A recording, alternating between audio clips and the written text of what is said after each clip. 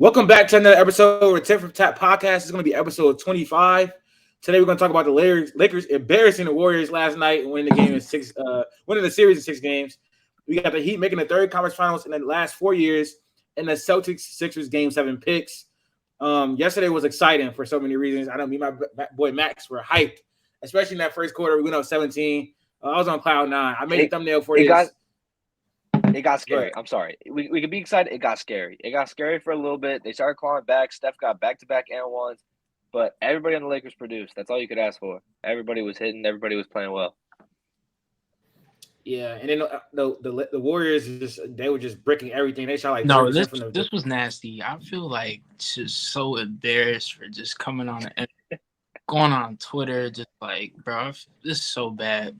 The only person who hooped in that game was Steph and fucking Dante. Steph did not hoop. Steph did not hoop. He was very inefficient.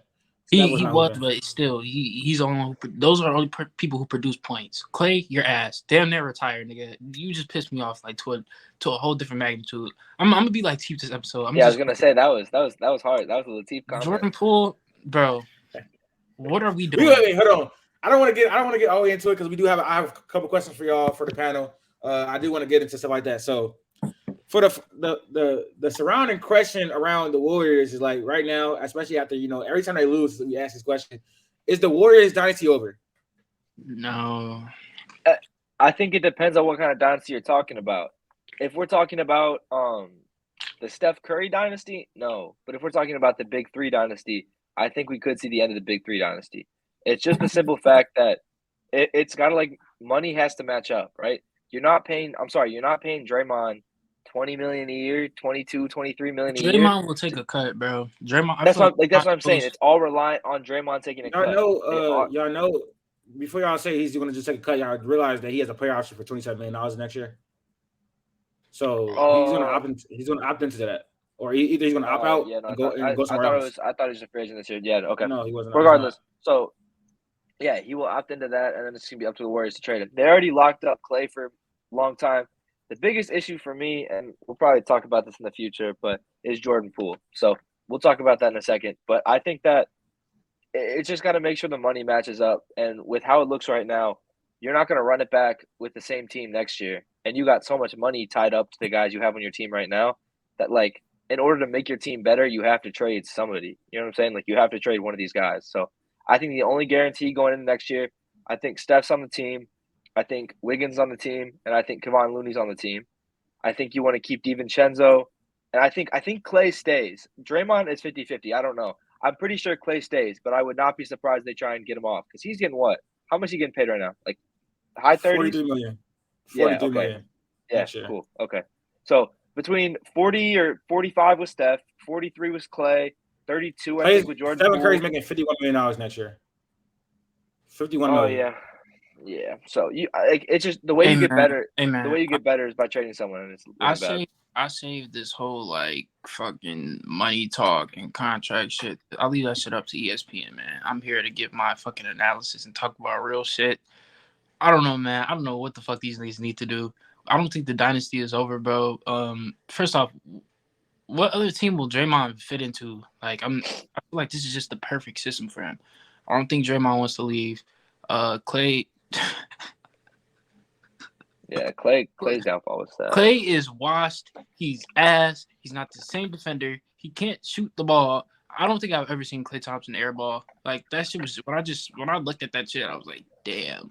Like Clay's just ass. But do y'all think when Steve Kerr said like this team like maximize like they're not a championship team? Like I believe that shit. Like I don't think this team is built to go to the championship. And the fact that they went to the finals. So the fact that they went this far, I don't know, bro.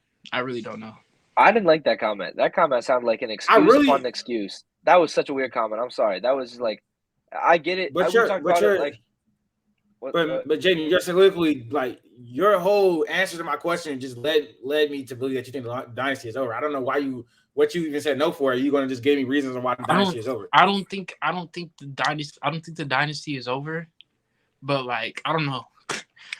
I don't know if I want to give up on Clay or I don't know what to do, bro. Because Clay's whole like point of like playing basketball is putting the ball in the basket from deep. Like he's not that much. He's not athletic like that for real.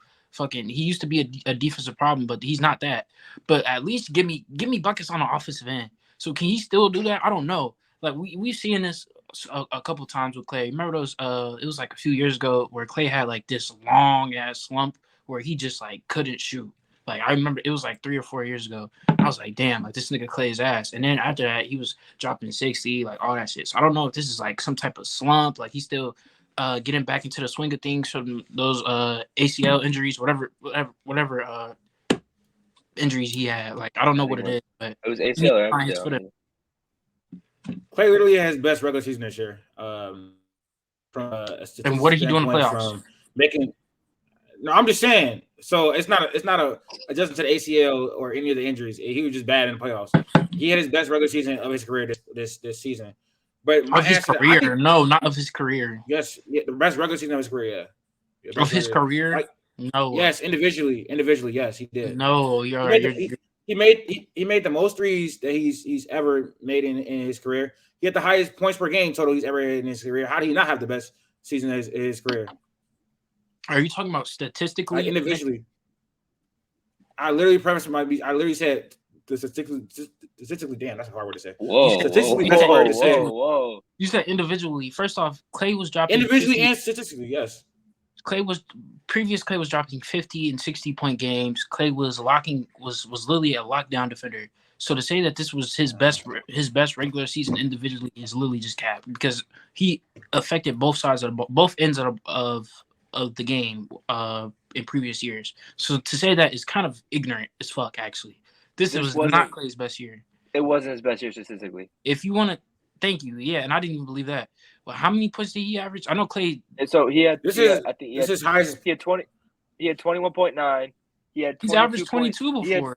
He had 22.3 in 16-17. He had 22.1 in 15-16. He had 21.7 in 14-15. Yeah, so 21.5 in 18-19. It's pretty similar. And then 3-point percentage-wise, I get you're saying made threes. He's attempting almost 11 threes a game. He was attempting 8 back in the day, but he shot at a better rate. Especially his percentage from 2. His percentage in 2 is down significantly. His percentage from 3 is down a little bit. But it's not his statistical best. So in conclusion, you just pulled that out of your ass. This is not. But so without Steph, so all them seasons you pulled up is when he had Stephen Curry, and Stephen Curry missed a lot of time this year due to injury, and in those Klay Thompson was the best player for the Warriors over a long stretch and kept him afloat while Stephen Curry was injured. Stephen Curry was injured. So to me, this is his best season. But I mean, you want to say stuff like he was an average defender this year. He wasn't very bad. He was bad in the playoffs though. And I think it's sort of a recency bias thing with him being. He had a bad year. He had a good year, and he fell off in the playoffs. Yeah, but I didn't say he was bad. I'm just saying this is what he looked like in the playoffs. In the playoffs, looked bad. Like I don't know if he's like in some type of shooting slump. Like that's why I referenced. I forgot what year it was, but it was years ago when he had this big slump, and like it took him like a while to get back his footing. I don't know if this is what's happening again, or is if like his game is just diminishing. I don't know. Wait, so we're talking a lot about. I think. Hold on. I think the dynasty is over though because the contract decisions they made in the recent years has really messed them up. Scottie and Jordan Poole to that big deal as a sixth man who was a liability on defense was a huge mistake. They gave extensions to Wiggins and Poole before they gave another extension to Draymond and Clay, and now Clay is asking for a max extension. He's making $43 million next year, and he's not warranted a max extension at all. It's shown by his plays in the playoffs. He was abysmal in the playoffs, so he shouldn't be warranted. He shouldn't be rewarded with the max extension. So I think the dynasty is over. This is not like previous years. When they lost in 2019, people were saying the dynasty was over, but that was due to KD and Clay getting injured. In 2020 and 2021, Clay was injured as well, so you couldn't really say the dynasty is over. This was the first year where we're seeing Steph, Draymond, Clay all be held in the playoffs, and they losing the conference finals before they even got to the finals. So this is why I say the dynasty is over. They have to make some moves, like probably trading Wiggins, probably trading Poole, because they need to bring another star in or fill out their bench. And I don't know what you're really going to get as far as depth pieces for Jordan Poole, especially because he was Jordan. I I think a lot of people think that Jordan Poole, like he's backing Stephen Curry. When Jordan Poole was starting, I know like he wasn't as efficient, but he was hooping. Jordan Poole was hooping. So I think a lot lot of teams could. I definitely think No, like he had. no. Sorry, Jordan Poole's trade value is terrible. you can't convince me on Jordan Poole. I'm sorry. If anybody's been the number one hater, I will take that. I'm not going to say his career's over like some people would say, but I'm not a Jordan Poole fan. His contract is terrible. When he was starting, when Steph was out and he was starting, was he not hooping? Like he was very No, he inefficient. was not. No, he was not. Stop, No, he was not stop. hooping. How was he hooping if he was turnover prone and inefficient? Anybody can score 25, 26 points when you're taking so many shots and you're turning the ball over. You got the ball in your hand so much. He was not hooping. Just because you drop 25, 26, if you're inefficient while doing it, you're not hooping. Like, no, he wasn't hooping. I'm not with that. You jack up shots and you score 20 points. That's not hooping to me, bro. That's not hooping to me. Jordan Poole trade value is bad. No one wants to trade for him. He's a overpaid six man. He's a six man for a reason, bro. Like we saw when he started, he's a defense liability. You cannot have him on the floor. You cannot even hide him because anybody can go at him. He got cooked by Austin Reeves and Dennis Schroeder this series. He's averaging this season. He averaged 20 points a game, right? And he's supposed to be this 3-point specialist, 3-point shooter. He's only shooting 33% from three. Like that's not great. He's only hitting like the degree of difficulty he has to play is a big part of that too. But he puts the shots in weird positions. You saw that this playoffs. He takes weird shots. You know what I'm saying? He goes for the foul. He has heat checks from half court. Like the shots he takes does not make sense. If he took smarter shots, he probably had better efficiencies. But some of the shots he takes just doesn't make sense. You got 24 seconds in the shot clock. Dribble down, pop a three, get back on choices. Like he can't play defense. You know what I'm saying? Like this is the biggest issue on this team is like either some guy can play offense or some guy can play defense. And it used to work because Clay used to be two-sided. They had KD. Draymond used to have an offensive game. But now it's changed, right? Steph can play offense. He's not – whatever. He's not a good defender, whatever. Steph is not a defensive player. He's an offensive player. Yeah, I get it. I was going to say he's a terrible defender, but he's not a defensive player. Clay plays offense, right? He's took a step down defensively. He's not terrible. Draymond can't play offense. Jordan Poole can't play defense. The best two-way player they have is Andrew Wiggins, right? But for the most part, like – you're not looking for Kevon Looney to cook in the paint. He's getting rebounds. He's playing defense. So they got to find these two-way players who can be Swiss Army knives for them because they don't got much of that right now. And they have so much money tied up into these one-way players that it's just not looking great for them. We just quickly before we go into what they can do in the future, talking about the dynasty, we talked a lot about Clay. Do we think that Draymond is splitting, leaving? What do we think about him in the situation? I think a lot of people were like saying that they think Draymond is leaving, but I think Draymond has a perfect role. This is just like a match made in heaven with the Warriors. I think he should want to play alongside Stephen Curry as long as he can, like as long as he can. I don't know if he fits well with any other team.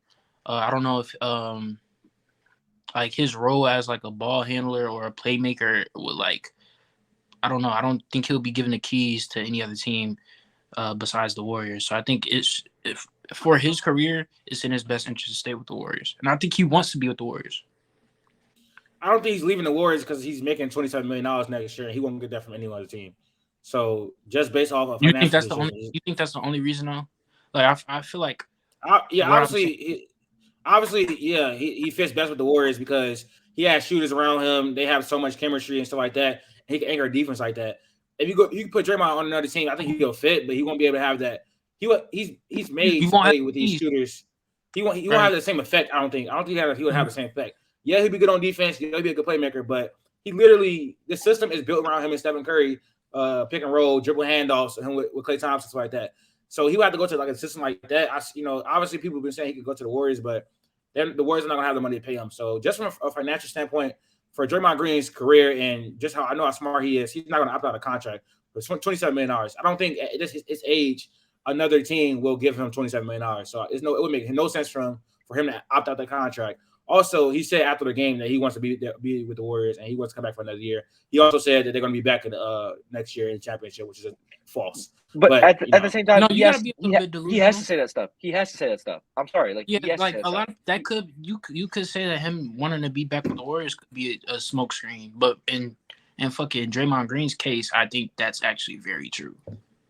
I think so. The two teams. I know we're not going to talk about Phoenix this pod. That we talked about that. They're two teams in like very similar positions, right?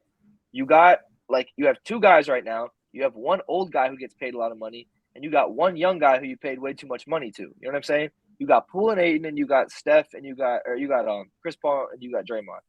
Like it's both like what? Wait, what are we talking about? I'm saying the Suns and the Warriors are in similar positions, right? Like they have some great pieces. How? I'm sorry, you got because the Suns don't have money and they have no depth at all. They have no one off the bench. Like their bench is very, very, very bad. The Warriors they have a better 1-2 punch. But the Suns, yeah. What the fuck did that get them? That didn't get them anything. Like I'm just saying, the Warriors don't have much money, and they, you know what I'm saying? Like they have. I don't think that Steph Curry and a bunch of role players is going to win you a championship. I think that's done. I think those years are over. I need to see more from fucking Kuminga, bro. Like I need to see some development out of that nigga. I haven't seen it. He was raw coming into the league. I think Moses Moody played okay this series. He had some shots. Like he at least gave him some cardio. Like he was able to get some people off the court. But yeah, I mean, Kuminga in a perfect world, he gets, you know what I'm saying? Like it was 2-3 years ago when they had Kuminga, they had Moses Moody, they had James Wiseman. Like we thought this dynasty would never end, right? Like they had a team built for the future, and then obviously pieces don't work out and you get injuries and whatever. They haven't performed this last year. But yeah, like especially with them winning the championship last year, like you just thought like this was going to keep on going forever and ever and ever. But I don't think they need to trade Kuminga. I'm not gonna lie. I thought they need to trade Kuminga. I don't think. Well, they probably do. I get he's cheap, but what do you like? Does the team really want Jonathan Kuminga that bad? He's cheap, so like it's easier to trade him. It's not gonna be by itself. It's not gonna be by itself. It's gonna be packaged in something like they could package Wiggins, Kuminga, and Poole for a package or something like that. I still think Kuminga is somewhat attractive. I think he's still raw, but after how long is this gonna like he has to develop soon? You know what I'm saying? So first of all, I would not want to trade Wiggins. I like Andrew Wiggins a lot, actually. I like Wiggins on that team. I'm not saying he's a good player, but I'm not gonna lie. I feel like. So who would you trade? I was gonna go. Yeah, who would you trade for to upgrade that team? Like if you're, I don't have a desirable. But is there a player that you think would fit on that team? No, I don't. I don't have a player. I don't have a player because Kevin Durant was a player and they didn't trade for him. So, like I'm saying though, for the because y'all keep talking about like where Jaedon said this, Jordan Poole's trade value is non-existent. It's not a thing because one, he's overpaid. He's not. Yes, it is. Okay. How? Because he's overpaid. He can't play defense, and he had a very bad year. So his trade value is at literally an all-time low right now. And so why isn't it? He didn't have a very bad year. Yes, he did. He didn't have. Thank you. He shot inefficiently. Scoring 20 points is still good. I don't like Jordan Poole as a player, but he still scored 20 points. That's good. With a season in totality, he dropped off significantly from last year. One and two, when you factor in the playoffs and these poor performances that he did through our entire playoffs, he had a bad year. Like I don't like this is a bad year for his standards. All his numbers dropped like throughout the course of the board. This wasn't a bad worse on defense this year than last year. I'm gonna stand on that. It was not a bad year. It wasn't a bad year. Why? Because he's turnover prone. It was inefficient. Like how's it not a bad year? Because he was inefficient. Points. Bro, points. First off, that's not true. That's not true. If anybody could score points, a lot of more people would do it, buddy. First off, bro, they had the opportunity that he's getting. Yes, if you put up that many shots, you're gonna make some. It's law averages, bro. Anyways, so has Jordan Poole been inefficient this season? Yes. Is he a defensive liability? Yes. But I feel like there is a lot of upside to his offensive game. Now, if we're talking about the money in his contract, okay, that's something that will make trading him be unattractive. But I don't think this is a bad year. Inefficient, yes. But no, I wouldn't say this is a bad year. Yeah, no. I wouldn't go that far. I'm gonna put it out there though. I'm not trying to defend Jordan Poole. I would never trade for Jordan Poole, my basketball team right now. Like more credit to him if he goes out and balls out. I don't think he's like the fact that he is unplayable. If he's not scoring like 25 points, he's like unplayable. Like he's not in the game. He's been that though. Like even last year, like I was on this last year. I've not thought he's a good player. Like we talked about this. I thought Draymond was more effective because he does more around the ball. He does more basketball type plays than Jordan Poole. Like Jordan Poole scores, and that's great. It's flashy, right? He hits a three. He celebrates. Like, that gets you on ESPN and gets you on House of Highlights. But, like, besides that, like, what's he doing? Is he getting rebounds? Like, in Game 6, it was, like, literally back-to-back fouls. Like, I get we're talking about his bad defense. Did you see him go under LeBron? He, like, went under LeBron to try to defend him. LeBron literally just stepped and got a foul. Coming back the other way, he gets an offensive foul. He had, like, 5 fouls, and, like, there's no point. Like, either Jordan Poole or Draymond has to go, bro. They should definitely keep Draymond. Draymond is way more valuable to the team than Jordan Poole, and it's not. But close. The reason why I said the whole situation that started like at the beginning of the season, I feel like that plays a part into it too, bro. Like maybe a change of scenery for him could be everything. Like that could be everything. I'm just not that high on Jordan Poole as a player. Like, what are we doing right here? Like, I don't think so. Jordan Poole is a inefficient shot chucker who turns the ball over, who doesn't play defense, and I want to take disrespect when people say like we got to give him his credit for what he did for the Warriors last season and his involvement in the championship. I'm always giving him credit for that. When people try to disrespect that, I'm going to stand up for Jordan Poole in that light. But as far as his upside as a player, we've seen people average 20 points on bad efficiency before. We've seen it a lot. Like we've seen people like Terry Rozier do that, even Devontae Graham. We've seen people do that in NBA. Like they did that that's on the Hornets. That's on the Hornets. Thank you. They were doing that on the absolutely nobody. Yeah, if you could put up 20 points with Steph, Clay, Andrew Wiggins, like that means. So you're saying the people on the Warriors, they were somewhat winning. Charlotte wasn't winning at all. Yeah, I mean, because he's playing on the Hornets. Bro, my whole point is we've seen people do that before inefficiently. Like we've seen people do that. On a good team, on a good team. What does being on a good team have to do with it though? Like, explain that to me. Like, I'm sorry, like Devontae Graham didn't have to share touches with Steph Curry. He didn't have to share touches with Klay Thompson. He didn't have to share touches with Andrew Wiggins. Okay. Like, bro, Jordan Poole came off the bench and he had a lot of command over that second unit when Stephen Curry was out. Maybe so he shared that many minutes. I'm just assuming, but I feel like those bottom feeder teams are always just shot chuckers because no one can make a bucket, so someone's got to score. So yeah, you get that's what it is. Someone has to score. Yeah.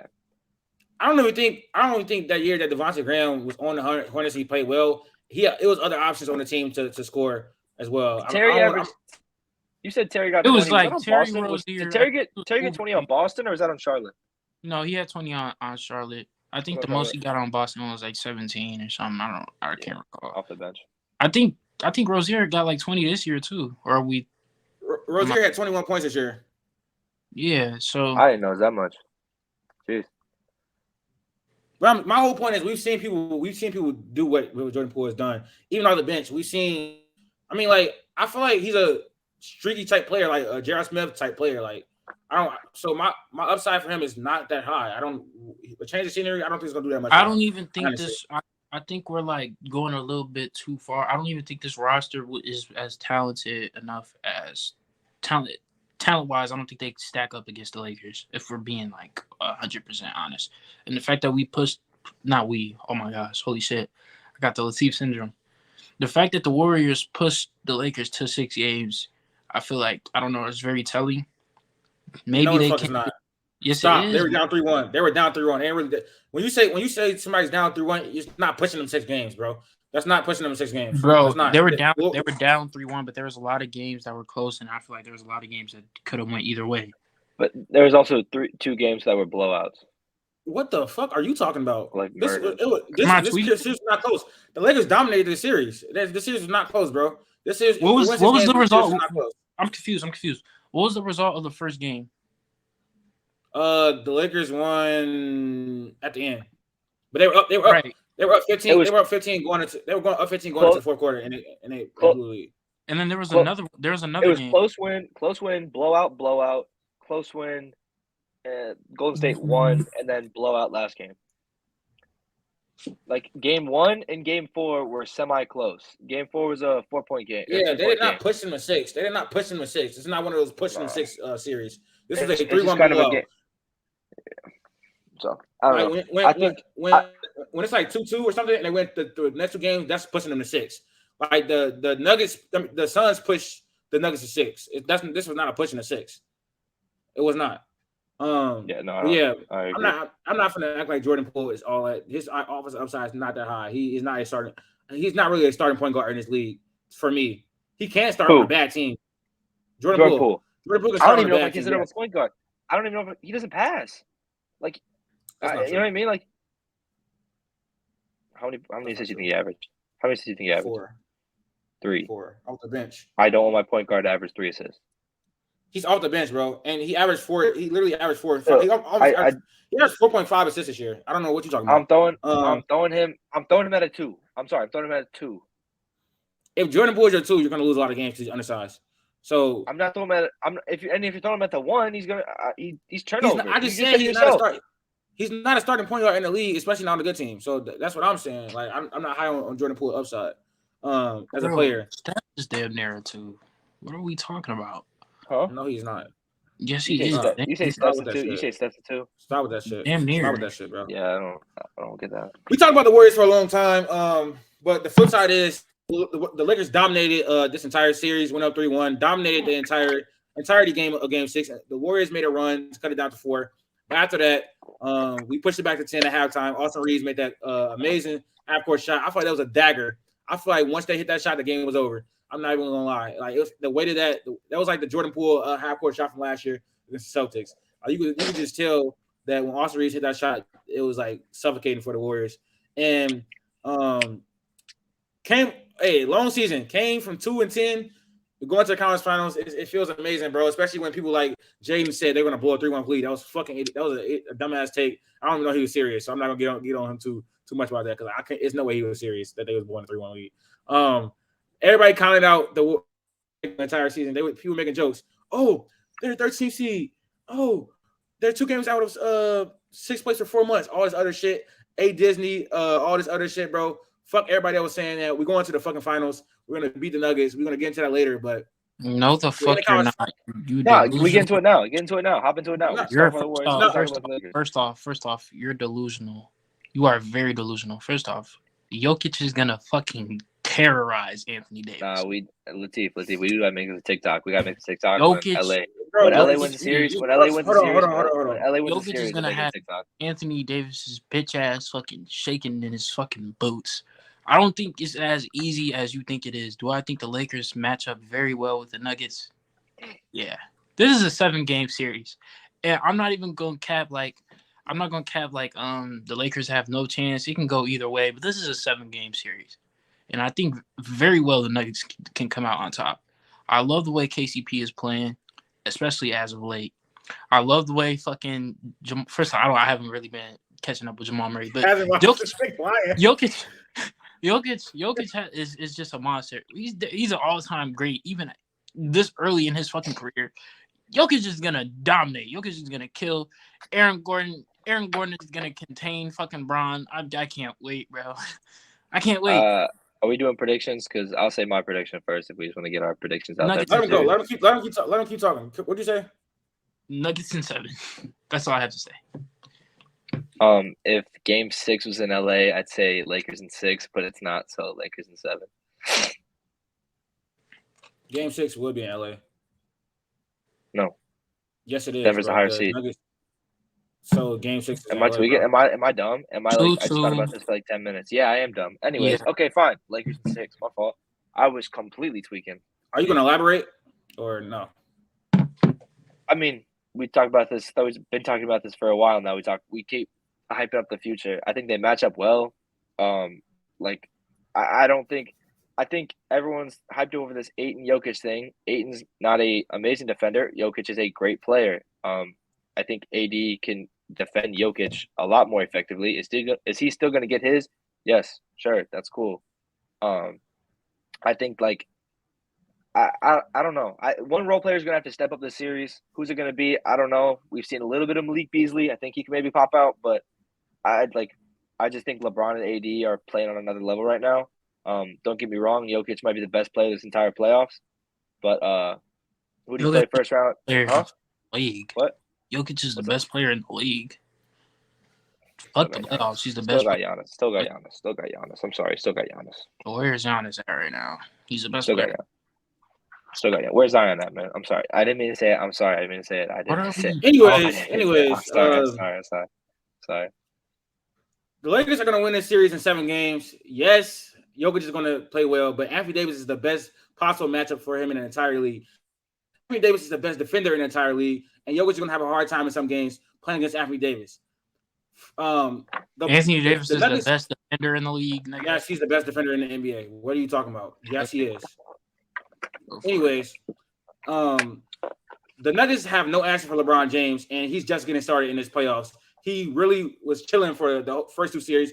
This series, he's going to turn it up when they need it. Aaron Gordon can't fuck him on any type of level, not even close. And then I think the Lakers bench is better as well. We've seen in the 2020 playoffs what we did to the Nuggets and what AD did to Jokic. He hindered that, man. It's going to happen again. The history's going to repeat itself. Lakers in 7. That's all I got to say, bro. I agree. I think we saw sample size already. We saw sample size 2020.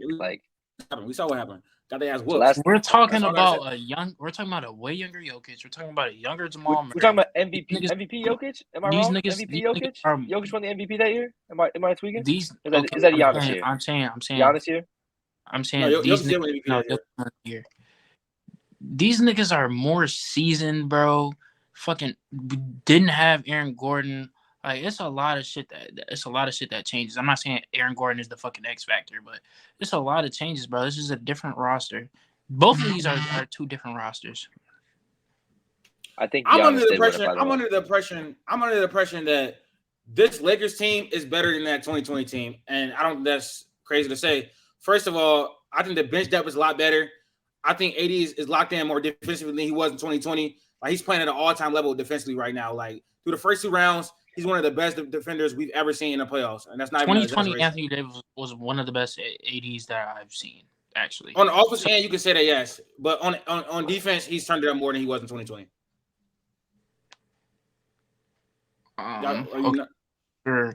Is there any other topic besides this after this? Yes. All right. I don't think there's too much to say on this. We already got everything. So next topic. All right, the Heat making the conference finals for the 3rd time in the last 4 years. Beat the Knicks in 6. I want to start out with the Knicks though. What is next for the Knicks? I think you got to get rid of Randall. I'll go. I was like, first of all, first thing is like, don't overreact. The Knicks cannot overreact, right? Like we've seen this in the past. Like, I'm sorry, their team, Jalen Brunson played great, but like they are not a championship team, and I don't think they're close to being a championship team. And being a couple games away from the conference finals might make them think that they are, right? The fans in New York want to win. They damn near overachieved. They can't overreact right now, right? Like Atlanta did that 2 years ago, right? When they made the conference finals, right? They beat Philly, right? They go to the conference finals, lose to Milwaukee. They trade all their assets for DeJounte Murray, right? Thinking they're up there, didn't work out. So they can't freak out. What's up? I don't think that's what it was. I'm just saying, like, you make the conference finals, you think you're trading 3 first-round picks, you're mortgaging your future because you think you win now. Like it was a big haul to get DeJounte Murray.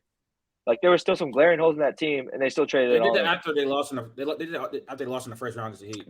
There was one gap. Yeah. One gap here. My fault. I don't. I was just saying. I don't think they can't like overreact. But I agree. Trading Randall is something we got to look into for sure. Yeah, I get what you're saying, and I do think that the Knicks somewhat overachieved. I like what Jaedon Brunson brought to the Knicks. I think this is their best point guard in years, like damn near since fucking Raymond Felton. You know what I'm saying? So, but they gave Jalen Brunson brought definitely a spark.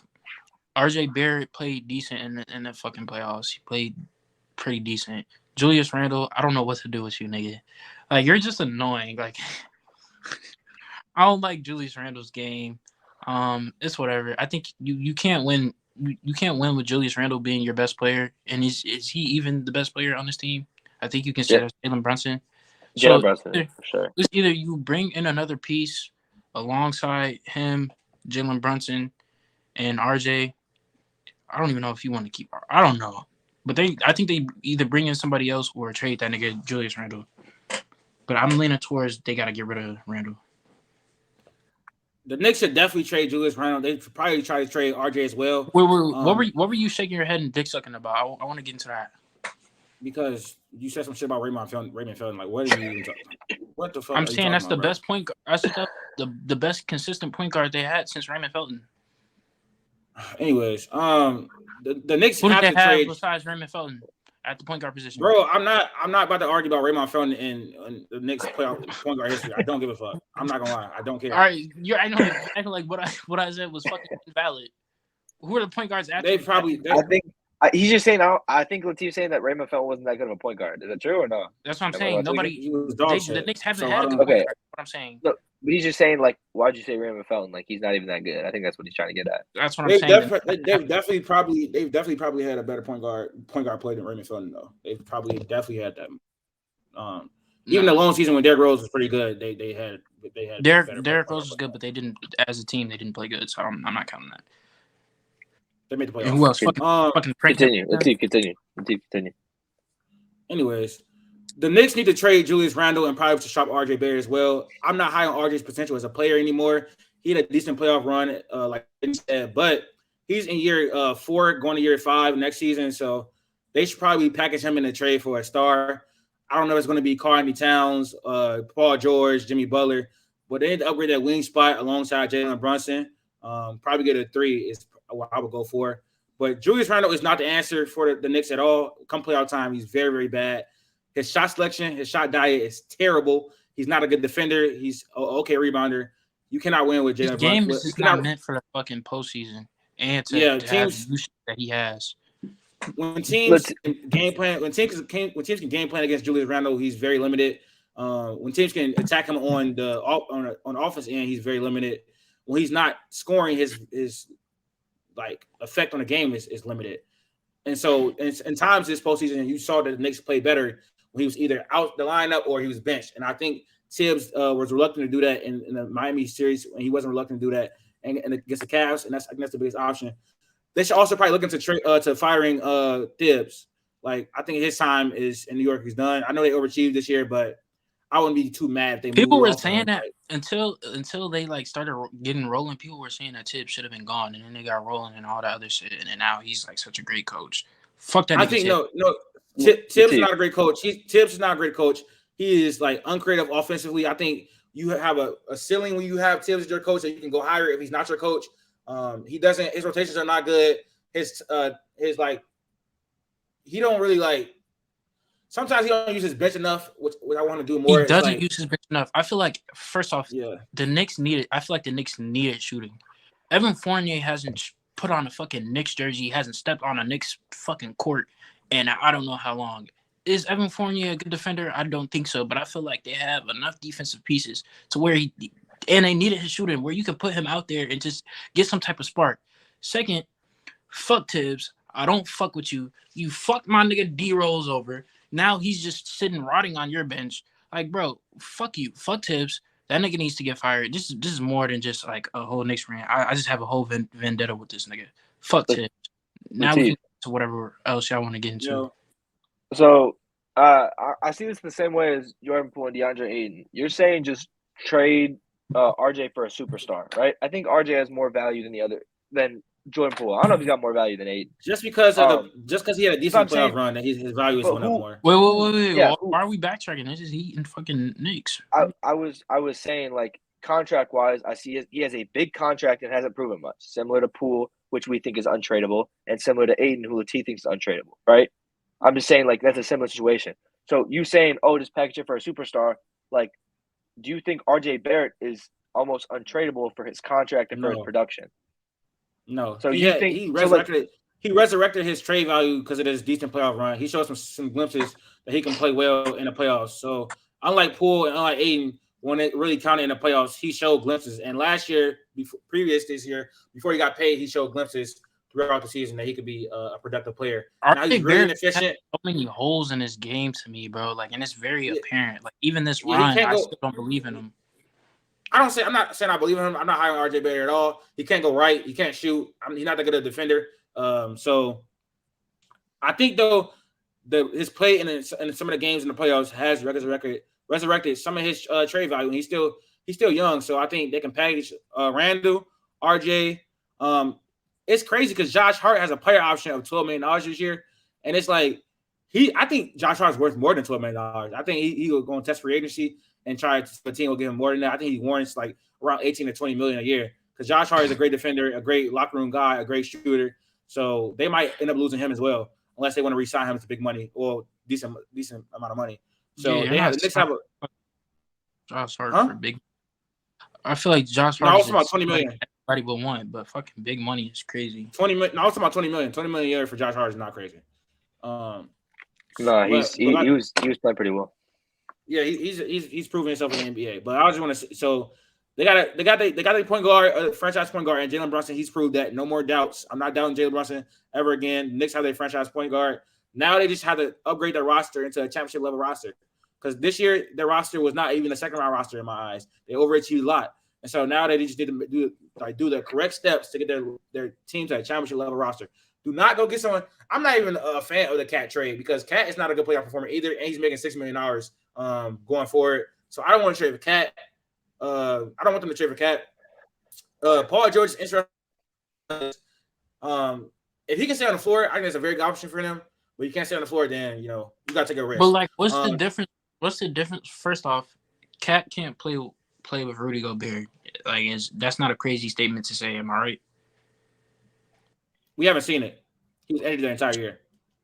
Cool, but I don't even them being on the floor to me is just nasty. So let's say you put Cat on the Knicks, and then you have Mitchell Robinson at the 5. What's really the difference between Mitchell Robinson and Rudy Gobert when it comes to offensively and then spreading the floor and all that other shit? I still think that could be a terrible spot. And then Cat can't play a lick of defense, so I don't know where you plug Cat in. Literally said that I said they shouldn't trade for Cat. That's what I just said. I said they shouldn't trade for Cat. It's a bad option because he's a off dropper. He can't play defense. His fit, like you said, alongside Mitchell Robinson is not that good.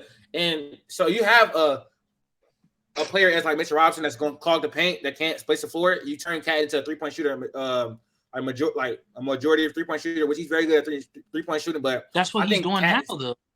That's what I just said. I'm saying you turn Cat into a 3-point shooter, and I think Cat needs to be able to drive to the basket, even back, like play back to the basket as well and face up as well to be effective. So he probably needs to play the 5. He's not a good defender. They have him as a 5 with a very good defensive 4. Like he was on Miami, I think that would be a great spot with him and Bam. That would be tough. But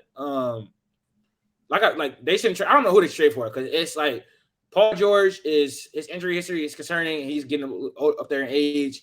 And then Cat is not fit. They need to hope and pray. Is Cat a bad defender or is it an effort thing?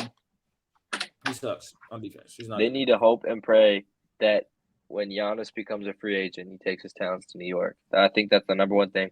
I'm sorry, there's no package that they could have to send to Milwaukee, but I think they need a superstar. You're not winning a championship with many of the guys that you're saying, right? Like as your number one, you need a guy. Giannis is a guy. So if he ever gets out of Milwaukee's hands, I don't even know who else is available. The only reason I say Giannis because he's the only guy who I think is available within the next couple of years, right? And he's actually talking about he's been. I agree with that. I agree with that. What you're saying right now. I agree that Giannis is probably the best option if they can snag him. I think he eventually is going to want to do that in Milwaukee because their trajectory right now is not very promising. Yeah, I think it depends on what they do. This summer is important for them. Who they hire as a coach, what moves they make, if they move on from Chris and Drew or whatever. But they probably won't. So I agree. I think they're gonna get to a point where they're paying old guys a lot of money and it's not gonna work out. But yeah, I think New York really just needs to look at getting a guy, right? Kevin Durant got traded, so you're not gonna get him. Steph is gone. You're not getting Luka probably. You're not getting Jokic. You're not getting Embiid. Like all these top guys, Tatum's locked up. Like you're not getting these guys. So you need to go out and get somebody because Jalen Brunson's a great player. I disrespected him a lot before the year, but he's great. But you need a number one option. You need a guy who's proven it. You know what I'm saying? Like, you need him. Giannis is the guy, and I think that's – I'm not going to say it's the only option because you obviously have more options. But that's number one. When's he a free agent? 2 years? Next year? He can opt out in 2 years if he doesn't sign an extension this summer. So I think we talked about the Knicks for a long time. I want to get into the Heat. They obviously making their third conference finals in the last 4 years. We have to give props to them, especially to Eric Spoelstra. Eric Spoelstra is probably already going to be the best coach in basketball if it's not Steve Kerr because his ability is to raise the ceiling of a team whatever you want to say, raise the floor of a team is amazing. Like he's done so much with this very mid roster in my eyes. They have a lot of undrafted players who can just space the floor and shoot around Jimmy. But they don't even have Tyler Hero, who even though he's a playoff dropper, is still a source of offense for this team, and he's going to the conference finals again. Last year they were a shot away from the finals, and they made the finals in 2020. So Eric Spoelstra, what? I remember when Tyler Hero went down, and then like they were saying like Hero's not gonna be back to the finals. I tweeted, I was like, okay, so his season's fucking over, and now like these niggas like are possibly like could very well go to the finals. Latif, I agree. He's gonna be back next week though. He's gonna be back next week. I think Spoelstra might be one of the most like underrated coaches of like our lifetime, right? He's never won a coach of the year award. He's a top 15 coach. He's never won a coach. I'm just saying he's never won a coach of the year award. I feel like when you talk about a top head coach in the league, you're talking about a specific set of guys. I feel like Spo has never thrown that list. That's a regular season award. Huh? That's a regular season award. They haven't been really good in the regular season sometimes. Who's the best player now win MVP? Like most of those guys get their turn at winning MVP. I'm just saying like most of those guys get a turn at winning MVP. Not all great coaches get a chance at winning Coach of the Year. So like that's unfortunate. I feel like Eric Spoelstra gets pushed under the rug a lot, but he's just proved 3 and 4 years since LeBron, since D Wade, like he's still getting it done. So a lot of credit to him, a lot of credit to Jimmy, a lot of credit to the undrafted guys who stepped up. Their team's fun to watch. Let's talk about Bam. Let's talk about Bam, bro. Because people are calling for him to step up on the offense end. He definitely did that in Game 6 and throughout this entire series. He was killing Randall. He was killing Mitchell Robinson, hitting jumpers in the mid range and dominating. Randall's too small. Randall's too small when it comes to fucking Bam. He was dominating the offensive glass as well. So people were calling for Bam to play better, and he definitely did that this series. So especially on the offense end, and he held Randall to very bad shooting on the defense end. So he did his job. He has a lot of responsibility for this Knicks team. I mean, for this Heat team. I want to ask you guys though, do you think it's a possibility that the Heat can actually beat the Celtics or the Sixers? Yes. Yeah. First off, I said this. I think Jimmy Butler and the Heat can match up against the Celtics very well. I think they have the defensive capabilities. 76ers, I feel like they'll just do something to choke. I don't know. I feel like maybe Harden will fold, maybe Embiid will fold. They play today, right? Celtics and the Sixers? Sunday. Tomorrow? Okay, so I know I don't really want to jump ahead. I feel like all the momentum has swung the Celtics' way, so I do think that the Celtics will be matching against the Heat.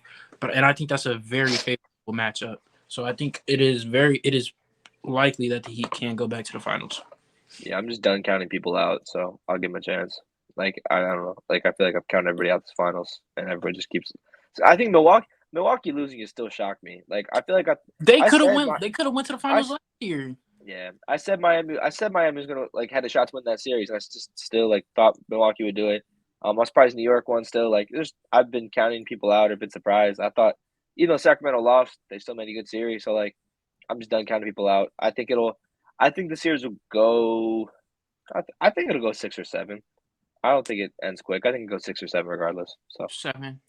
I agree. I think Boston. I might pick Boston to beat Miami, but I think I might pick Miami to beat Philly. I just can't see Philly getting it done. Like I keep saying, I don't know. I can't see a world where Philly's in the finals, but if they do, more credit to them. I'm in the business of counting people out. The Heat are not going to the finals. They're losing their conference finals. I'm sorry. You can see Jimmy's dealing with an injury, and I think he's going to eventually tire out after have to carry so much offensive load. I think what is his name? Gabe Vincent, Max Strus. Gabe Vincent, Max Strus have been picking it up for them off the bench. Having like elite shooting nights. Kevin Love is playing well, but I think Miami is not beating the Celtics or the Sixers if they advance. I think they're losing to either one of them teams in the next round. I'm counting them out. I don't think they're going to make the finals, and I'm standing on that pick. I think whoever team wins the Celtics and Sixers series is going to the finals. So I think whoever wins out of Lakers Nuggets wins the finals. I don't think an East team wins it. I think it's a West team.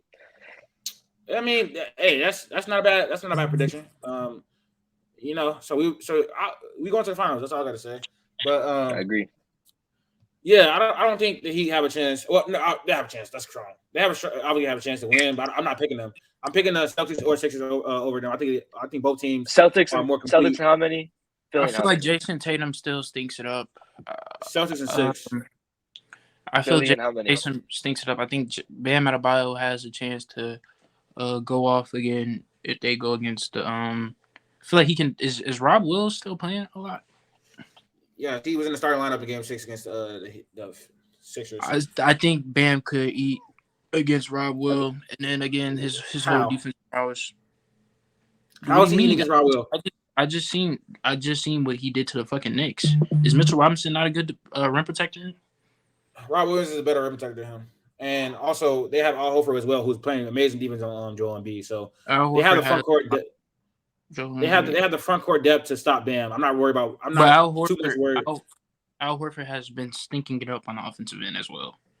Yeah, but that has nothing to do with defense. And I don't think too much. I'm just talking about series. Period. I'm not really scared of Bam having a dominant offensive series. I don't think he got to prove that to me again. That he can do that again because we haven't seen it consistently over his playoff career as a whole. Next up, we got the Celtics and Sixers game 7. These are just picks. Who are you going to think? Who's going to win this game 7 and why? Celtics. I think all the momentum has swung the Celtics way. You don't close the game out when Jason Tatum only scores 19 points. You allow him to score 16 points in the fourth quarter. Jaylen Brown only has 17 points. I think all the life is sucked out of the Sixers. I think Embiid has to have a great game. Embiid needs to start dominating. You're the MVP. Stop shying away from the moment, dude. There's no way fucking Al Horford, I don't know how old he is, but he's old as shit. There's no way he should be locking you up. There's no way he should be putting you in jail. Joel Embiid, show me something, bro. Take over the game. And he hasn't. I can't say he hasn't done that, but I don't know. I need him to do something. But I think all the momentum has shifted towards the Celtics, so I think the Celtics close it out. And they're at home, so there's no way they're gonna close it out. Yeah, I'm going with the Celtics as well for all the reasons Jaden just said. I'm not even going to reiterate what he just said because he hit it like square on the nail. That was a perfect explanation of why the Sixers are going to be packing their bags. And I can't wait to have that conversation about Joel Embiid because I'm going to go on a rant because this is going to be the second year in a row. This is going to be like not the second year in a row, like the fourth, fifth year in a row where he's going home in the playoffs, not going to the conference finals. And he's won MVP, so it's time now that you have to be going somewhere in the playoffs after winning the MVP. You have to at least make the conference finals because everybody else in the top 10 has made the conference finals or a finals, and he has not done that yet. And so I feel like we're going to have some uncomfortable conversations about what Joel Embiid is in the playoffs. And I'm predicting that this game is going to be close, but the Sixers will lose. What about you, Max? I'll take Boston. I don't think home court advantage is that much now. Boston's lost 3 of their last 4 home games for playoffs. Like it's a game 7. It's a game. I understand. I understand it's game 7 in Boston. Like I understand, but at the end of the day, like I just think Boston is. I just had a better team, right? Like Tatum showed up when it mattered. He scored 3 points, but he showed up when it mattered in the fourth. Yeah, I mean, I think they got some momentum going from that game. So, yes, I like they have lost 3 of the last 4, but like they are still at home. Game 7, I understand, but yeah, I think they're the better team. I think if Philly would have won the series, it would have won it game 6, and they didn't. So, I don't see them winning it right now. That's going to be the last topic for us today. I think it was a very good episode. Episode 25 of the Tit for Tat podcast. Follow all of our social medias in the description. We're going to be coming out with some more content very soon. I think we're going to start talking about Go ahead.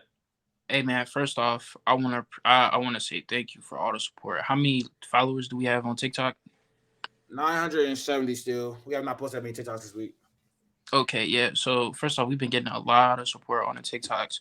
We're like 30 more followers away from being able to go live on TikTok. And then, I'll be seeing a lot of people have like put their all-time lists and bullshit. So I can't wait until we get 30 more followers so I can get on there and talk my shit, man. But I appreciate all the support.